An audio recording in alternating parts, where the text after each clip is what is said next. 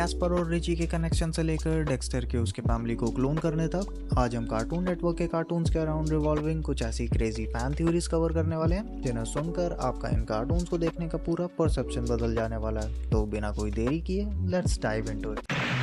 इस कार्यक्रम को रोककर हम आपके लिए लाए हैं करेज द कॉवर्डली डॉग शो।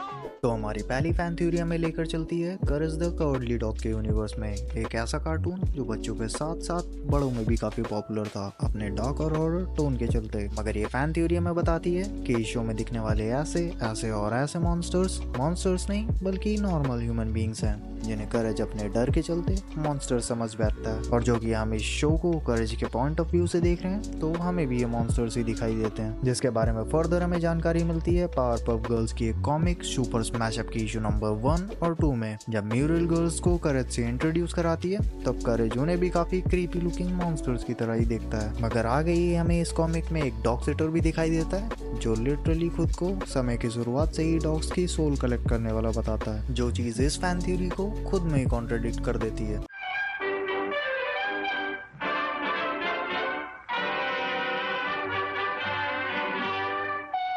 अब पोपोय तो हम सब नहीं देखा होगा, या जिन्होंने नहीं देखा उन्होंने कहीं ना कहीं से तो सुना ही होगा एक ऐसे आदमी के बारे में जो सिर्फ पालक खाकर सुपर ह्यूमन लेवल की स्ट्रेंथ गेन कर लेता है। मगर अगर मैं तुमसे ये कहूँ कि ये वो पालक नहीं है जिसे हम यूजुअली जानते हैं तो तुम्हारा रिएक्शन क्या होगा? और ये थ्योरी हमें यही बताती है कि पोपोय जो पालक खाता है वो पालक नहीं बल्कि मैरिजुआना है, एक ऐसा प्लांट जिसे हम कैनबिस, ग्रास और वीड जैसे कई नामों से जानते हैं। मगर अब आप ये सोच रहे होंगे कि आखिर मैरिजुआना से स्पिनच का क्या कनेक्शन? तो मैं आपको बता दूं कि इन दोनों का काफी पुराना कनेक्शन है, जिसे समझने के लिए हमें टाइम में थोड़ा पीछे भी जाना होगा। 1929 में ये वही साल था जिसमें हमें पहली बार पोपोय का इंट्रोडक्शन मिला था और इसी एरा में स्पिनच काफी कॉमन कोड वर्ड हुआ करता था मैरिजुआना के लिए। और साथ ही साथ उस समय का एंटी मैरिजुआना प्रोपेगेंडा लोगों को ये भी बताने लगा कि मैरिजुआना के यूज उन्हें सुपर स्ट्रेंथ से इंड्यूस कर सकता है। एंड इवन मीडिया तो एक क्लेम भी करने लगी कि pipe smokers extra ordinary strong हो गए हैं और बुलेट्स तक से इम्यून हो चुके हैं। और अगर हम इन सभी चीजों को पोपोय से कनेक्ट करके देखें तो ये ऑब्वियस भी लगने लगती है। अब एक और फैन थ्योरी जो कुछ लोगों को और भी ज्यादा ऑब्वियस लग सकती है वो है कैस्पर और रिची के रिजेम्बलेंस के बारे में। अब ये थ्योरी एक टाइम पर इतनी ज्यादा डार्क हो जाती है कि ये खुद में ही एक डेडिकेटेड वीडियो डिजर्व करती है। मगर अगर मैं तुम्हें ब्रीफ में समझाऊं तो बेसिकली बात यह है कि कैस्पर और रिची के बॉडी स्ट्रक्चर को देखते हुए कुछ लोग ये थ्योराइज करने लगे कि कैस्पर ही रिची है बस अपनी आफ्टर लाइफ में। और ये थ्योरी और भी ज्यादा सेंस बनाने लगती है ये जानने के बाद कि कैस्पर भी एक मैंशन में रहता है जो कि रिच मैंशन भी हो सकता है। मगर आफ्टर ऑल ये बस एक फैन थ्योरी है जिस पर बिलीव करना या ना करना आपके ऊपर है।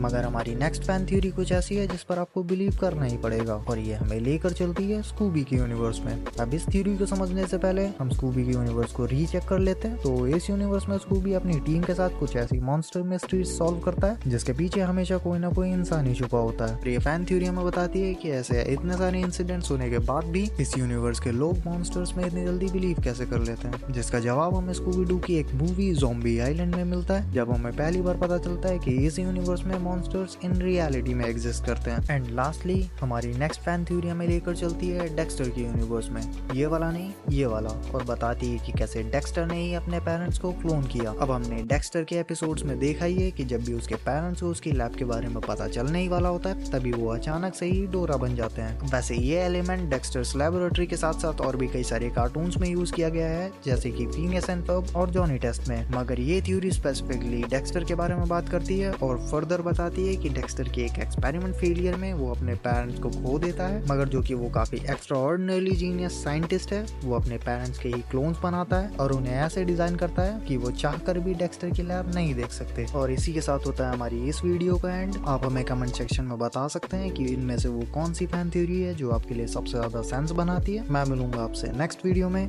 नेक्स्ट टॉपिक के साथ।